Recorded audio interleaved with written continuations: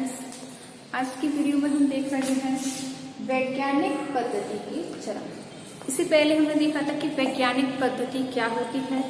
समाजशास्त्र में वैज्ञानिक पद्धति एक महत्वपूर्ण बिंदु है, क्योंकि किसी भी सामाजिक समस्या का अगर हम वैज्ञानिक पद्धति के द्वारा अध्ययन करते हैं तो वह सामाजिक अध्ययन वैज्ञानिक अध्ययन बन जाता है। यानी कि कोई भी सामाजिक समस्या है उसका हम अध्ययन कर रहे हैं, लेकिन उस अध्ययन की जो विधि है उसमें अगर हमने वैज्ञानिक पद्धतियों का उपयोग कर लिया तो वह सामाजिक जो समस्याएं हैं वो वैज्ञानिक बन जाती हैं।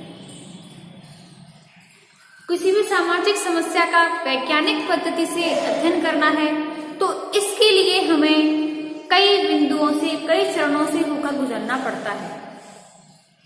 जैसे कि इसके चरण है, सबसे पहले समस्या का चुनाव। तो हमें कोई भी सामाजिक समस्या है, किसी भी सामाजिक समस्या का अगर चुनाव करना है, किसी भी सामाजिक समस्या का हमें अध्ययन करना है तो पहले हमें उसके अंतर्गत यह है जानना होता है कि हमें इस क्षेत्र में किस समस्या का चुनाव करना है।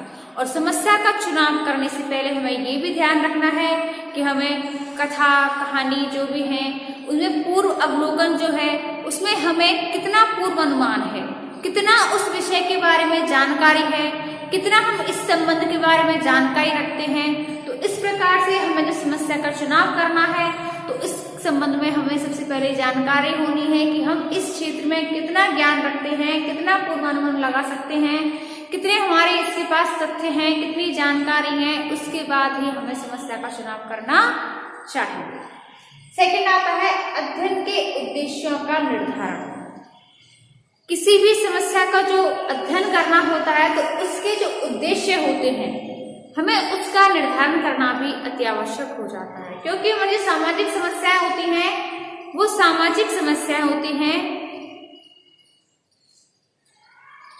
इनके जो सार्वभौमिक नियम नहीं होते। जो वैज्ञानिक जो विधियां होती हैं उनके सार्वभौमिक नियम होते हैं, परंतु सामाजिक समस्याएं होती हैं इनके कोई सार्वभौमिक नियम नहीं होते। ये समस्या समय के अनुसार बदलती रहती है। प्राकल्पना का निर्माण, तो कोई भी समस्या हो उसका समाधान करने से पहले हमारे मस्तिष्क में, हमारे माइंड में एक प्राकल्पना का हमें निर्माण करना होता है कि हमें किस तरीके से इस समस्या का चुनाव करना है, किससे इस तथ्य को घटित करना है। तो इस प्रकार की जो प्राकल्पनाएं होती है वो हमें अपने मस्तिष्क में एक प्रकार से निर्माण उस प्राकल्पना का करना जरूरी होता है, क्योंकि प्राकल्पना का निर्माण करने के बिना हम समस्या का चुनाव भली भांति से नहीं कर सकते हैं। तो किसी भी समस्या का चुनाव करने के लिए पहले हमें प्राकल्पना का निर्माण करना अति आवश्यक होता है। अगला है अध्ययन क्षेत्र व अध्ययन की इकाई का निर्धारण। किसी भी समस्या के चुनाव के लिए, किसी भी समस्या के अध्ययन के लिए सबसे पहले हमें अध्ययन क्षेत्र का निर्धारण करना जरूरी होता है कि अध्ययन क्षेत्र हमें हमारा छोटा है या बड़ा है, सीमित है या असीमित है। अध्ययन क्षेत्र हमारी जो है गरीबी रेखा का है या अमीरी रेखा का है। तो इस प्रकार से जो हमारी जो निचली बस्तियां होती हैं, गंदी बस्तियां होती हैं, उनमें हमारी काफी सारी समस्याएं बन जाती हैं, जैसे कि बेरोजगारी है, वैश्यवृत्ति है, बाल अपराध है। इस प्रकार के हमारे सामाजिक समस्याएं जो काफी हो जाती हैं। तो इस प्रकार की समस्याएं जो होती हैं उनके अध्ययन के लिए सर्वप्रथम हमको सामाजिक समस्या के लिए अध्ययन क्षेत्र का चुनाव करना अति आवश्यक होता है। अध्ययन के क्षेत्र के चुनाव के बाद आता है अध्ययन की इकाई, कि हमें किस प्रकार की इकाई, जो हमारी अध्ययन की जो इकाई होती है कि वैज्ञानिक पद्धति के द्वारा उपयोग करना है, सामाजिक संबंधों का उपयोग करना है, किस प्रकार के तथ्य एकत्रित करने हैं, किस प्रकार की प्राकल्पना बनानी है, निरीक्षण करना है, परीक्षण करना है, प्रश्नावली है, अनुसूची है। इस प्रकार की जो हमारी अध्ययन की जो प्रविधियां हैं हमें किस प्रकार से उनका उपयोग करना है। तो इस प्रकार की समस्याओं का चुनाव करने से पहले हमें सबसे पहले अध्ययन क्षेत्र का चुनाव करना होगा। इसके बाद हमें अध्ययन की इकाई का निर्धारण करना होगा। उसके बाद ही हम समस्याओं का अध्ययन कर सकते हैं, समस्याओं का समाधान कर सकते हैं। इसके बाद आता है अध्ययन पद्धतियों एवं यंत्रों का चुनाव। तो समस्या जो हमने चुनाव करने के बाद हमें किस प्रकार की पद्धति का उपयोग करना है। वैज्ञानिक पद्धति में जैसे कि आपको पता है कि हमारी सामाजिक जो अध्ययन है, सामाजिक समस्याएं होती हैं, उनका सामाजिक अध्ययन करने के लिए जो सामाजिक समस्याएं होती हैं उसके पास भी अपनी प्रयोगशाला नहीं होती है। सार्वभौमिक जो नियम होते हैं वो अपने सार्वभौमिक नियम नहीं होते हैं, या सामाजिक समस्याएं होती हैं वो बदलती रहती हैं, समय के अनुसार उनमें उतार चढ़ाव आता रहता है। सामाजिक समस्या होती है, सार्वभौमिक नियम नहीं होते, उसकी भविष्यवाणी करने की क्षमता नहीं होती है, सामाजिक संबंध के पास अपनी प्रयोगशाला नहीं होती है। तो इस स्थिति में जो सामाजिक समस्याएं होती हैं वो वैज्ञानिक अध्ययन की पद्धति नहीं कहलाती हैं। तो इस स्थिति में हमें ये ध्यान रखना होता है कि हमें जो अध्ययन की पद्धतियां काम में ले रहे हैं वो हमारी वैज्ञानिक पद्धति है, और वैज्ञानिक पद्धति के लिए भी हमें कई प्रकार के अध्ययन करना होता है कि हमें साक्षात्कार विधि का उपयोग कर रहे हैं, प्रश्नावली का प्रयोग कर रहे हैं, अनुसूची का प्रयोग कर रहे हैं, साक्षात्कार विधि का प्रयोग कर रहे हैं, ये निरीक्षण विधि का प्रयोग कर रहे हैं। तो इस प्रकार की जो हम किस प्रकार की पद्धति का हम इसमें उपयोग कर रहे हैं, तो इस प्रकार की जो पद्धति है इसका चुनाव हमें पहले ही करना होता है, और इस प्रकार के यंत्रों का चुनाव भी हमें पहले ही करना होता है। क्योंकि समस्या की जब हमने अध्ययन करना प्रारंभ कर दिया तो इस बीच हम ये नहीं इस प्रकार की जानकारी नहीं कर पाते हैं कि हमें किस प्रकार की समस्या की पद्धति का उपयोग करना है। तो इस प्रकार के लिए हमें पहले से ही प्रश्नावली के लिए प्रश्नों की सूची तैयार करनी होती है। निरीक्षण के लिए हमें पहले से ही हमें ये करना होता है कि हमें किस निर्देशन विधि का प्रयोग करना होता है, तो हमें किन किन इकाइयों का 5, 10, 15, 20 प्रकार के किस प्रकार के निर्देशन विधि का हमें प्रयोग करना है। तो इस प्रकार की पद्धति के लिए हमें पहले ही चुनाव तय कर लेना होता है कि हमें किस प्रकार की पद्धति का उपयोग करना है। अगला आता है अवलोकन एवं तथ्यों का संकलन। पद्धति का उपयोग करने के बाद हमें उसका अवलोकन करना होता है कि हमारे पास जो तथ्य हैं, तथ्यों का हमने जो संकलन किया है तो वो भली भांति सही है या नहीं है। हमें सूक्ष्म दृष्टि से उनका निरीक्षण करना होता है, उनका अवलोकन करना होता है, क्योंकि फालतू के जो होते हैं हमें तथ्यों का एक संकलन करना व्यर्थ है। जो हमारे काम के मेथड हैं, काम की जो विधि है, काम की जो पद्धतियां हैं, हमें केवल उनका ही उपयोग करके चलना है, उनका ही हमें सूक्ष्म दृष्टि से अवलोकन करना है। तथ्यों का वर्गीकरण, विश्लेषण एवं व्याख्या।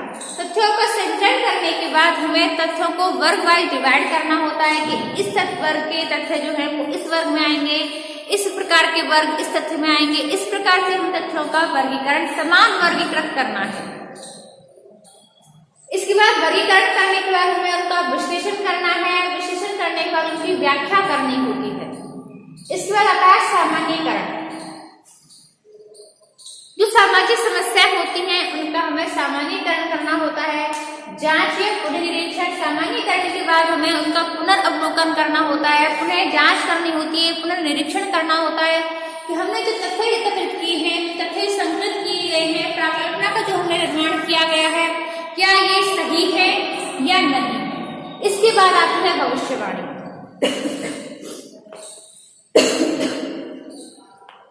इस प्रकार के जो हमने अध्ययन पद्धति का जो हमने उपयोग किया है, तो इस प्रकार की अध्ययन पद्धति का उपयोग करने के बाद ये हम भविष्यवाणी करने में भी क्षमता रखते हैं कि हमने जो अध्ययन पद्धति का जो हमने उपयोग किया है, जो हमने निरीक्षण किया है, तथ्य संकलित किए गए हैं, तो इसके बाद हम भविष्यवाणी करने की भी क्षमता रखते हैं कि जिस प्रकार के संयुक्त परिवार का विघटन हुआ है इसका कारण है सामाजिक समस्याएं। तो सामाजिक समस्याएं जो हमने पारिवारिक जो विघटन है, संयुक्त प्रकार का जो विघटन है, तो इससे क्या हो सकता है, इस प्रकार की भविष्यवाणी हम करने की क्षमता रखते हैं। इसके बाद आता है सामाजिक अनुसंधान में वैज्ञानिक पद्धति का उपयोग। तो सामाजिक अनुसंधान होता है, इसमें हम वैज्ञानिक पद्धति का उपयोग किस प्रकार से कर सकते हैं। तो जैसे कि स्टूडेंट्स आपको पता है कि सामाजिक जो अनुसंधान होता है, इसकी जो हमको किसी भी प्रकार की समस्याएं हो, उसमें अगर हम अध्ययन पद्धति यानी कि वैज्ञानिक पद्धति का अगर हम अध्ययन करते समय उसको उपयोग कर लेते हैं, वैज्ञानिक पद्धति के जो चरण है उनका हम उसमें सम्मिलित कर लेते हैं, तो कोई भी अध्ययन हमारा सामाजिक अध्ययन जो है वैज्ञानिक पद्धति का अध्ययन बन जाता है। तो सामाजिक अनुसंधान के पास सार्वभौमिक नियम नहीं है। सामाजिक जो घटनाएं होती हैं वो मूर्त नहीं है, अमूर्त है। वो सामाजिक समस्याएं समय के अनुसार बदलती रहती हैं। सामाजिक जो समस्याएं होती हैं वो सार्वभौमिक नियम नहीं है। सामाजिक अनुसंधान के पास अपनी कोई प्रयोगशाला नहीं है और अपनी प्रयोगशाला नहीं होने के कारण वो भविष्यवाणी करने में भी असमर्थ होता है। तो इस प्रकार के लिए वैज्ञानिक पद्धति का जो उपयोग होता है वो वैज्ञानिक पद्धति का उपयोग होता है। इसमें वैज्ञानिक पद्धति के कुछ नियम होते हैं, समस्या का चुनाव है, वर्गीकरण है, प्राकल्पना का निर्माण है, तथ्यों का संकलन करना है, साक्षात्कार करना है, तथ्यों का वर्गीकरण है, विश्लेषण है, उनकी व्याख्या करना है, पुनर्परीक्षण है, प्राकल्पना है। तो इस प्रकार के अगर हम वैज्ञानिक पद्धति का उपयोग करते हैं तो वह कोई भी हमारी समस्या है वैज्ञानिक पद्धति का रूप धारण कर लेती है। इसके बाद आता है समाजशास्त्र की वैज्ञानिक प्रकृति है, इसकी कुछ सीमाएं होती हैं। इसी की सबसे पहले आती है अध्ययन की विषय वस्तु होती है जो मेधावी मानव होता है। जो मानव, जैसे कि आपको पता है कि जो मानव है चिंतनशील मानव है। मनुष्य का मस्तिष्क हमेशा कुछ न कुछ विचार करता है। मनुष्य एक विचारशील प्राणी है, उसके मस्तिष्क में कुछ न कुछ अवश्य चलता रहता है। जैसे कि आपको पता है कि मनुष्य एक मेधावी मानव मस्तिष्क रखता है, जिसके कारण कि मनुष्य ने अंतरिक्ष तक सफलता प्राप्त कर ली है। सूरज चांद किसने बनाए हैं, मौसम किस प्रकार बदलता रहता है, रात और दिन कैसे होते हैं, धूप और छांव कैसे होती है। तो इस प्रकार के मनुष्य के दिमाग में कुछ न कुछ कीड़ा चलता रहता है। तो मनुष्य एक मेधावी प्राणी है, मेधावी मानव है। तो वो अध्ययन की जो वस्तु होती है वो वैज्ञानिक प्रकृति, यानी कि कोई भी अगर हम अध्ययन कर रहे हैं तो वो वैज्ञानिक पद्धति का उपयोग करके उस अध्ययन का कर सकता है। तो कोई भी अध्ययन वैज्ञानिक पद्धति के द्वारा किया जाता है तो वह वैज्ञानिक पद्धति बन जाती है। दूसरा है वस्तुपरकता का अभाव। जो वैज्ञानिक अध्ययन होता है, जो समाजशास्त्र होता है, उसके पास वस्तुपरकता का अभाव होता है, वैज्ञानिक पद्धति का अभाव होता है। क्योंकि वैज्ञानिक पद्धति होती है, वैज्ञानिक रसायनशाला होती हैं, उनके पास अपनी प्रयोगशालाएं होती हैं, लेकिन समाजशास्त्र के पास अपनी कोई प्रयोगशाला नहीं है, जिसके कारण कि वो कोई भी जो अपने अध्ययन की वस्तु है, अध्ययन की सीमाएं हैं, वे भली भांति से वैज्ञानिक पद्धति का उपयोग नहीं कर सकता है। अगला आता है भविष्यवाणी की कठिनाई। अपने समाजशास्त्र के पास अपनी कोई प्रयोगशाला नहीं है, इसके पास अपने कोई सार्वभौमिक नियम नहीं है, जिसके कारण कि वो भविष्यवाणी करने में भी कभी कभी असफल हो जाता है, भविष्यवाणी करने में भी सफलता प्राप्त नहीं कर सकता है।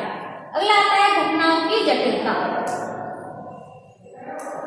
जो समाजशास्त्र होती है, समाजशास्त्र है, उसकी जो घटनाएं होती हैं वो सामाजिक घटनाएं होती हैं,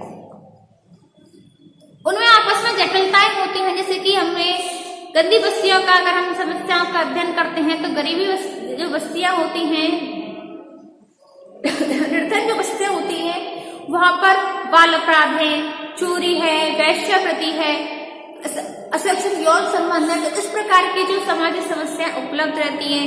गंदी बस्तियों में जो गंदगी भरी रहती है, उसके कारण कि व्यक्ति का स्वास्थ्य दिन ब दिन खराब होता जाता है, व्यक्ति बीमार अधिक रहता है, उसका मस्तिष्क खराब हो जाता है। तो इस प्रकार की सामाजिक समस्याएं होती है, उनमें आपस में जटिलताएं बनी रहती हैं। तो जो सामाजिक समस्याएं होती है उनका हम सामाजिक तरीके से अध्ययन करते हैं, परंतु अगर सामाजिक समस्याओं का अध्ययन में अगर हम वैज्ञानिक पद्धति का उपयोग कर लेते हैं तो कोई भी सामाजिक समस्या हमारी वैज्ञानिक पद्धति बन जाती है। तो स्टूडेंट्स, आज की वीडियो में हमने वैज्ञानिक जो पद्धति है उसके कुछ चरण देखे हैं, जैसे कि सामाजिक समस्या को चुनाव, अध्ययन के उद्देश्यों का निर्धारण, प्राकल्पना का निर्माण, अध्ययन क्षेत्र का निर्माण, अध्ययन की इकाई का निर्धारण, अध्ययन पद्धतियों यंत्रों का चुनाव, अवलोकन एवं तथ्यों का संकलन, तथ्यों का वर्गीकरण करना, विश्लेषण करना, व्याख्या करना, सामान्यीकरण करना, जांच या पुनर्निरीक्षण करना, भविष्यवाणी करना। इसके बाद वैज्ञानिक पद्धति का उपयोग और वैज्ञानिक प्रकृति की कुछ सीमाएं। तो स्टूडेंट्स, आज के लिए बस इतना ही। इससे आगे हम देखेंगे अपनी नेक्स्ट वीडियो में। धन्यवाद।